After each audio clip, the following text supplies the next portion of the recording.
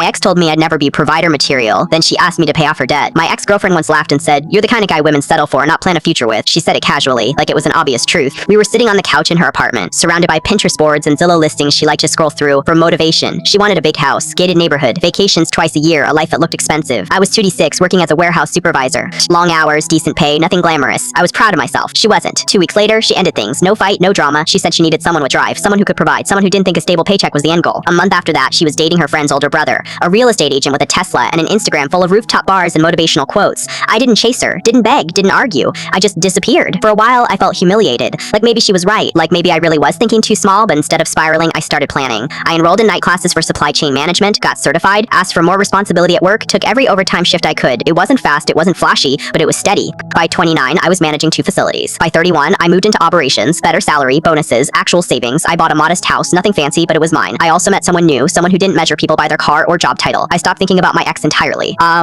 Until last year. I got an email from an address I didn't recognize. Subject line, "I don't know who else to ask." It was her. She apologized for reaching out, said she hoped I was doing well, said she'd heard I was doing really good for myself. Then came the real reason. She was drowning in debt. Turns out the real estate agent wasn't as successful as he looked online. Bad investments, risky loans. When the market shifted, everything collapsed. They broke up, but the debt didn't. She had co-signed on multiple credit lines, personal loans, a business loan she barely understood at the time. Now collectors were calling. Her credit was destroyed. She couldn't refinance, couldn't get approved for anything. She needed help. Specifically, she needed me to lend her $35,000 to consolidate the debt and stop the interest from burying her. She promised to pay me back. Even sent a repayment plan. I stared at the email for a long time. Not because I was tempted, because I was stunned by the audacity. I replied politely, told her I wasn't comfortable lending money, wished her the best. That should have been the end. It wasn't. She replied immediately. She said she understood my hesitation, but reminded me how she pushed me to aim higher when we were together. She said if it weren't for her honesty, maybe I wouldn't be where I was now. I didn't respond. Then she got angry. She accused me of holding a grudge, that I was punishing her for leaving, said I was letting pride get in the way of doing the right thing. She sent multiple messages over the next week. One of them said, "I guess you really did become the selfish guy I always feared you'd turn into." That one pissed me off. I replied once, "I didn't become selfish. I learned boundaries." She didn't like that. She showed up at my house, unannounced. I opened the door and immediately regretted it. She looked stressed, thinner, dark circles under her eyes. She didn't waste time. She said she was desperate.